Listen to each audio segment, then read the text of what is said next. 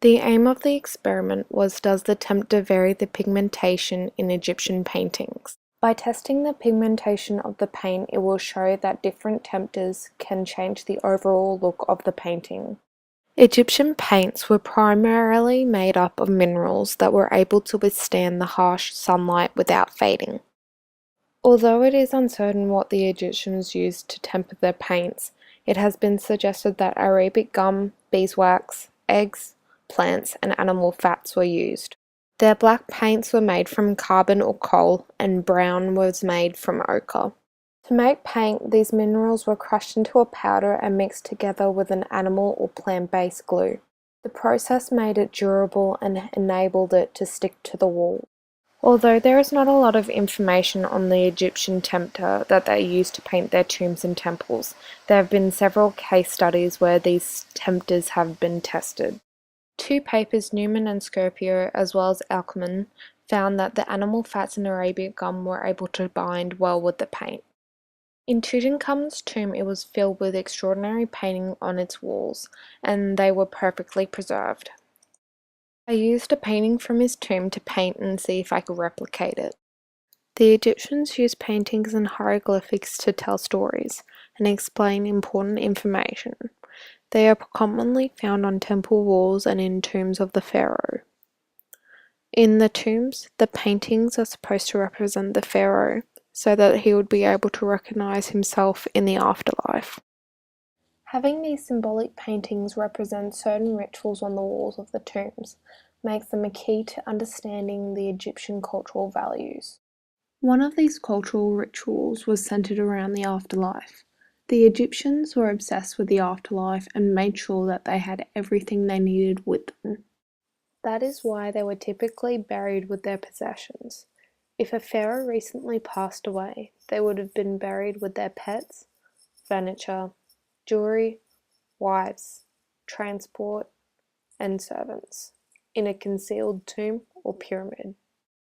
This experiment is key to understanding and trialling two different tempters, egg whites and animal fats, to see if they could have been a binding agent that the Egyptians would have used.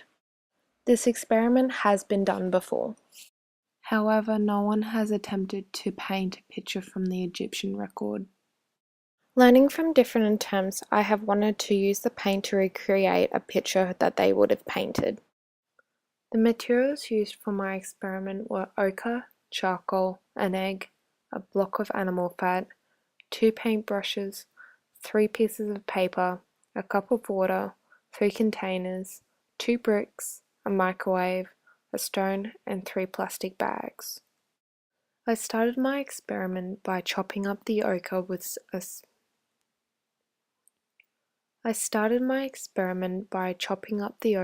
a small stone, and it proved to be very difficult to retrieve the filings as the stone was very hard. I didn't have a mortar or a grindstone at the time, so I made my own grindstone with a brick that had cement on it. It was a little easier to use, however, not many filings were coming off it, so I went back to using the small stone to chip away at the ochre. For the charcoal, I only chipped away at it because it was softer than the ochre, and I didn't need the grindstone. The first mixture of paint was the charcoal, egg whites, and water, and it would not combine. The second mixture of paint was the ochre, animal fat, and water, and it combined with ease. The third mixture of paint was the charcoal, animal fat, and water, which combined smoothly like the ochre. On painting one, from the brown paint, I used ochre mixture with the charcoal and animal fat to create the black paint. In painting 2, I used the same mixture as painting 1. However, I tried to create colours by using a small amount of paint to create a lighter texture. In painting 3, I tried my best to paint with the charcoal and egg white mixture. However, it took multiple layers of the paint to show some pigmentation. The ochre mixture was also used in painting 3 to create the brown paint. The controlled variables in this experiment were that all three paintings were the exact same picture, and the ochre was used in the same way. From this experiment, the materials I used to create the brown paint were made from ochre, water, and animal fat. I found it very difficult to chip away at the ochre, so I made my own groove stone out of the bricks. However, I wasn't able to achieve the same results as in the practicals. After my homemade grindstone didn't work as well as I hoped it would, I went back to chopping away at the ochre with my stone tool. My first attempt to recreate the black paint failed, and it was made out of charcoal, egg whites, and water. The pigmentation of the charcoal in picture 3 did not mix well, making it very difficult to see the colour, and I had great difficulties painting with it. One of the problems I had with the experiment was that it was difficult to control the charcoal and the egg white solution.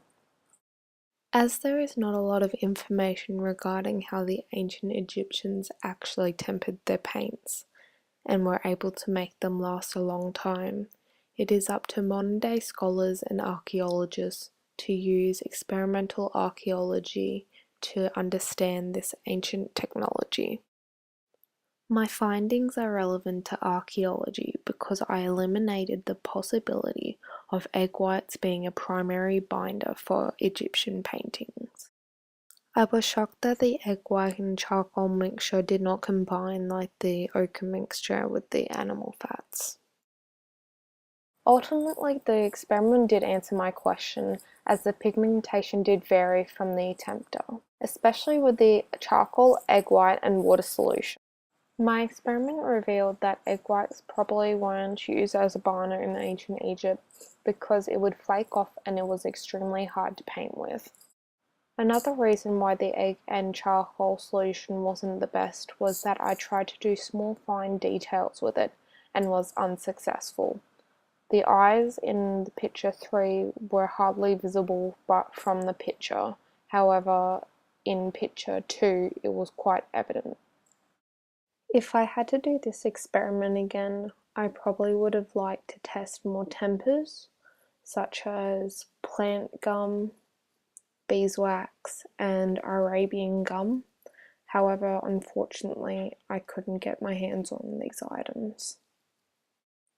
My findings are relevant to archaeology because I eliminated the possibility of egg whites being a primary binder for Egyptian painting. I was shocked that the egg white and charcoal mixture did not combine like the ochre mixture did with the animal fats. From the results, the ochre mixed with the animal fat and the water had the best pigmentation out of all the combinations that I tried. Coming in second, the charcoal mixed with the animal fat and water was also a good combination. However, it wasn't as pigmented as the ochre was.